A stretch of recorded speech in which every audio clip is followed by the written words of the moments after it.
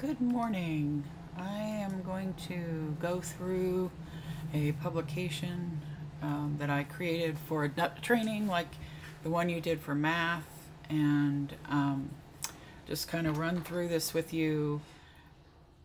This one is about the arts in early childhood, and I'll have a YouTube of Ken Robinson for you to listen to if you've not heard him before, on the arts and creativity, and that'll come later in the PowerPoint. So I'm hoping it'll make sense to you that I've included this, because I am one of the people that, like Ken Robinson, believes that the arts should be equal to, in importance, and in terms of our energy we devote to it, our classroom time we devote to it, all of the above, it should be equal to any other content such as math, literacy, and science, which the course is devoted to. And I'm trying to not rewrite the course, but to add to the course other areas of, quote, curriculum that should be equally considered. And so I'm hoping this makes sense to you. Of course, in the arts, as we've said many times, children are not separating that out and using art materials. They're always problem solving. They're all arts and sciences historically were not separate, actually. During the Renaissance, an artist was a scientist, so a chemist, because they had to mix their own paints and that sort of thing. So basically, what I'm hoping you'll see is that at the end of this course is that everything's really everything. It's all together. We are separating it out so that we make sure we're covering certain experiences and focusing on them, giving them the attention they're due. So I want you to know that the next, the modules that we're doing the next half of the semester, we're ending math.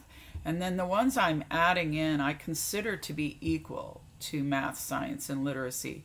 And as you do your lesson plans, I would encourage you to mix this up, to have an art experience be a math lesson, and so on. So, because mixing your own paint colors can be a science lesson plan. So there you go. All right, so let's dive in. I always start when I'm talking about the arts in early childhood with the first artist. And who is the first artist? What is the first artist? I would contend that it is the natural world. Some people would say it's God, Allah. Various names for God exist. Various names for creators exist. There are many creation mythologies. There are wonderful stories out there, and I encourage you to tell them to your children and your classrooms. I know in public schools that we're not supposed to teach religion, which of course I agree with. However, there are lots of creation mythologies that are not religious. And I hope, listening to Robin Kimmerer, you might reference back to indigenous people, which we'll talk about later in this recording. Here's another picture from the first artist. Look at that sky. So this was taken by a friend of mine, Nubia, at the top of a hill in Iroquois Park. How about that? Look at that sky. Incredible. I don't know. For me, there is no other first artist. I mean, look at the beautiful colors of these animals, the shapes, the gaze from their eyes, all of it. Just remarkable. So I always talk to children about the natural world being the first place there was an artist. Who made these beautiful creatures and plants and skies and stars, all the wonder of it. So that's where I used to start with early childhood and the arts, when I would talk to children about artistry.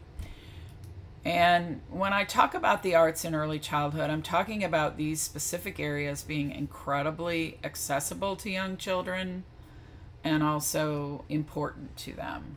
So I'll let you read those over on your own. I'm not going to go through them now. I think you'll be familiar with them. I also want to say that the art of indigenous cultures is actually really accessible for young children. It has some qualities to it that make it perfect, for example, for doing math. Look at those shapes in there. Look at the symmetry or lack of it. All of that is mathematical thought. And studying that in pictures with kids and books, but also having them recreate and process it. If you're interested in some lessons that kids can do from these cultures, let me know. There are lots of teachers out there I've worked with to develop these, and I've done quite a few of them myself. But I would encourage you to explore this on your own and get to know it. Really important to look at the indigenous cultures, not just in our country, but across all the continents. Asia, Africa, South America, not just North America. So, those are just some thoughts I would encourage you to pursue. Here are some resources, and many of these are from various continents, but you should explore as many of them on your own as you can.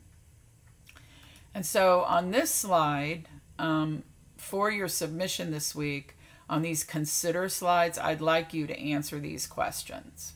So I'm just going to skip over that. You can read that on your own. But just so you know, when you submit, you can do notes, you can do verbal response with the video, you can type it up in a Word document, totally up to you. So in section 3, I'm looking at artists themselves. So we've got section 1, the first artist, section 2, I consider the indigenous cultures the next artists. And then here we are in present day looking at artists.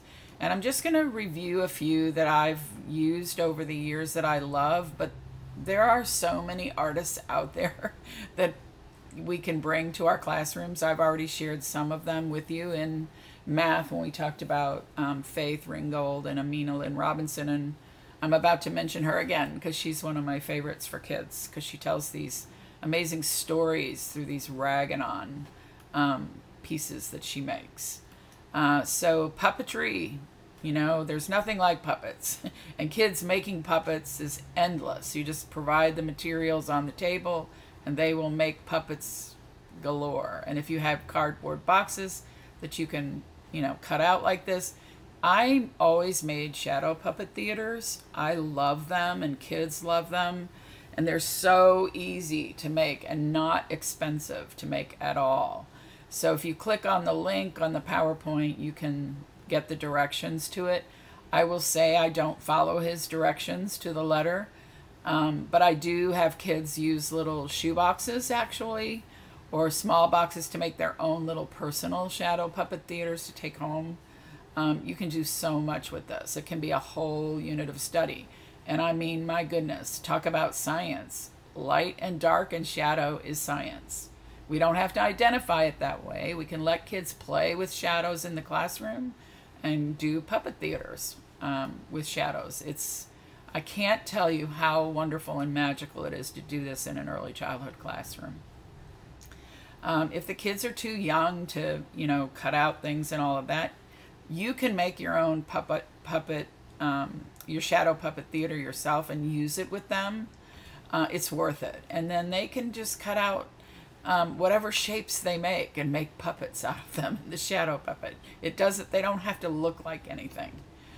So enjoy, I guess is my point. Lily Ye is an artist who I've worked with and love. I would, if you don't already know about her from my other course, the guidance course, I would recommend you look into her. She has transformed entire schools using art, and her mosaic process is especially accessible to young children. There are a lot of early childhood teachers out there that I know who have done this in their classrooms. So if you're interested in knowing more about that, just let me know. But explore the idea of mosaics. And obviously you don't need to use broken ceramic pieces. that's not safe. However, you can use paper cutouts and the idea of mosaic, of putting something together. And when we talk about socio-emotional development, we're talking about resilience. Putting things that are broken back together in an art experience is really powerful. So again, I would highly recommend, and kids absolutely love her artwork. You can see some of it here, but there's more of it in the links. I've already talked to you in a past module about Amina Lynn Robinson. Here it is again. I can't recommend it highly enough. I've used it quite a bit over the years with teachers. And I love recommending architecture, Frank Lloyd Wright in particular, this book. Just be careful that you find some architects who are not all white, like Frank Lloyd Wright. There are other architects. I only point this one out because there's a book that goes with it that's really good in terms of looking at architecture. The art of architecture is really wonderful for young children. They are fascinated by buildings usually anyway, and homes. So it's a great, and Frank Lloyd Wright's study includes his idea that you should build in harmony with nature and not just plop down buildings wherever you want to.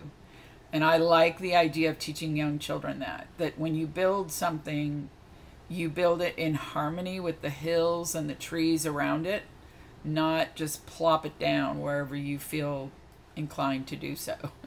So that's something I wanted to mention there. I love this particular photographer. His name's Ocean Morissette. He's right here. I don't think he's working as a medical assistant anymore because the last time he posted his photographs, they were from Costa Rica.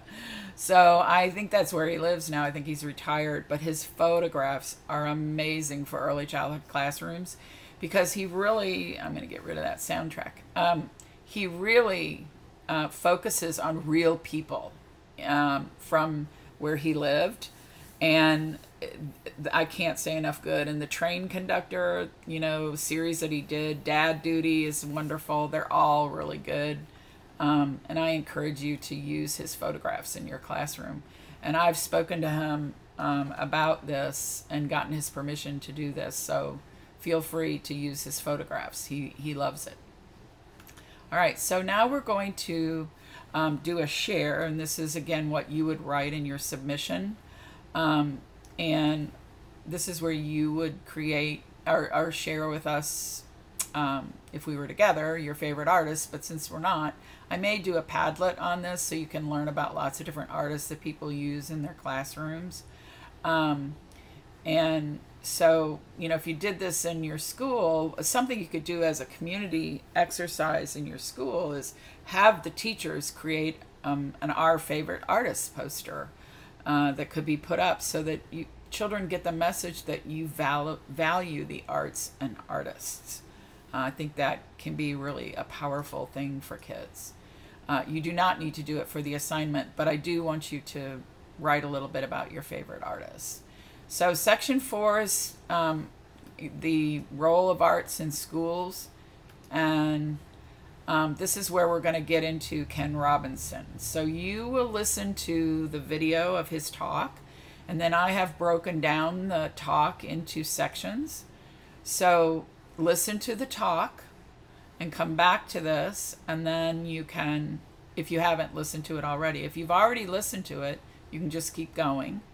And you'll see I have this quote here from the talk, and then I have a consider. So you'll write your answers to the considers on this. Here's some more and consider. Here's some more and consider, and so on. So it goes like that for a little while. And then we come to the last part, which is how racial socialization is connected to the arts very specifically. And of course, looking at skin tone, we've talked about this in the past in other modules, and hair Opportunities for puppet making need to include various materials that can represent various kinds of hair. So be careful with that. Here are some books that have ideas maybe for puppet making and drawing. And if you are making puppets, for example, or paintings, anything where there's going to be representation, you need to think about the materials. What kind of materials do you need to have for girls who may want to make a hijab on their puppet?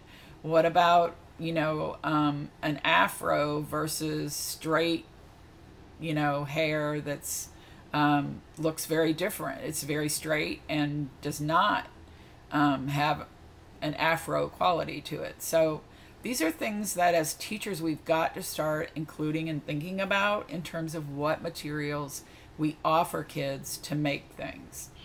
I have actually intentionally, with these crayons, I had a group of children one time, every child was black. They made a giant poster with a life-size drawing. They traced a body and then they all worked to color it in. They were all black. And they left this drawing of this child with no skin tone. And so I said to them, look at these crayons and make a decision about what skin tone you want to use for this child you've created here on this poster together. And they did it. However, if I had not asked them to do that, I'm not convinced they would have. And this matters. So I really want to encourage you to be very proactive about this. We need to, in terms of social emotional development especially, we need to honor the identities of kids. And when they're making art, they need to have the right materials to express those identities. Even a white child, for example, my grandson has made many puppets and paintings and drawings that were of individuals who were not white like him. And he could do that because he was provided with the materials to do it. This is so important for this idea of racial socialization, not just for kids who are not around if you have a group of children who are never around white children or black children or brown children or any other ethnicity, if you have a group of children who have never seen a girl wearing a hijab, for example, do you still need to provide that material? Yes. And you need to provide images in books in your classroom, because children need to represent and see individuals who look like them and individuals who do not look like them. They need both equally. Both are important. And so I would encourage you to really think this through when you think about the art materials in your classroom. The materials in art are the curriculum. What materials you provide becomes the curriculum. So I hope that makes sense. And please be in touch with me if you want, resources for these materials. They are out there. So again, thinking about the issue of color, and something in terms of bias is that, in early childhood, we're always saying to kids, stop painting. You're going to end up with muddy brown because you keep adding more colors. So we have this bias in early childhood practices oftentimes that, these mixing of colors are problematic because they come out yucky. I've heard so many teachers say that. So just check yourself on that. Make your curriculum in the arts inclusive, and try to let go of your biases about kids mixing all the colors. This is a big thing in early childhood, so I want to make sure I mention it. Representation matters. Representation matters. Representation matters. I can't say that enough. You know, be sure you're showing children, when you show children Ocean Morissette's photographs, show him a picture of Ocean, show them Ocean Morissette first. Make sure you're showing the artist who wrote a book and illustrated it. Whatever it is, make sure they see a picture of the artist. Make these people real. And that's when you're going to catch yourself saying, oh my gosh, every book I have was written from a Eurocentric white point of view. Whoa. So when you start sharing that, you're going to see, what am I really doing here? I love this quote from Whoopi Goldberg about Star Trek. I thought that was really good. So anyway, I just want you to remember this and consider it. And here's some more information. I want you to read through these carefully and then respond to them. So I have a list of things to respond to here. You can do that on your own. And then just a couple of reminders here as we're going out the door. And just please look these over and comment about this particular slide in terms of, you know, art is both expression and craft. Be sure most of your art curriculum is not actually craft curriculum. Craft curriculum is for older kids. Expressive arts is for all kids, all adults, everybody. Craft is really different, and we often, what we're calling art is actually craft, making something. So please think about and answer in your submission how much of what I do is actually craft. One of the ways you can know this is by asking yourself, who's doing the work? Who's cutting things out? Who's preparing things to just be glued together? Who's doing the talking while children are working? Is it you explaining to them, no, it goes this way, no, it goes here? You know, who's doing the work and talking is the answer to a lot of times if this is a craft. Expressive art requires nobody to prepare anything except put things out or have things on the shelf, that type of thing, or have them at the easel. Craft is different. So be sure if you're doing a craft, you identify it that way and you have it in its own separate place. Please do not represent craft as art. Art making is expression. Craft making is the skill involved in using the materials to produce a specific outcome. Both are valuable, both are wonderful, but we do need to make a distinction there because craft really belongs to older children. And don't worry about this packet because you're not taking the training. Always remember children with differing abilities and preferences and sensory preferences, all the above. And then, you know, look into some of these things that I've mentioned here. Just read them over. And I think you've heard me say these things before, so I'm not going to have you listen to them again. Just read them over. So when you do your final submission, you can respond to this page and then all the consider pages, basically. So I hope that makes sense. I hope it's clear.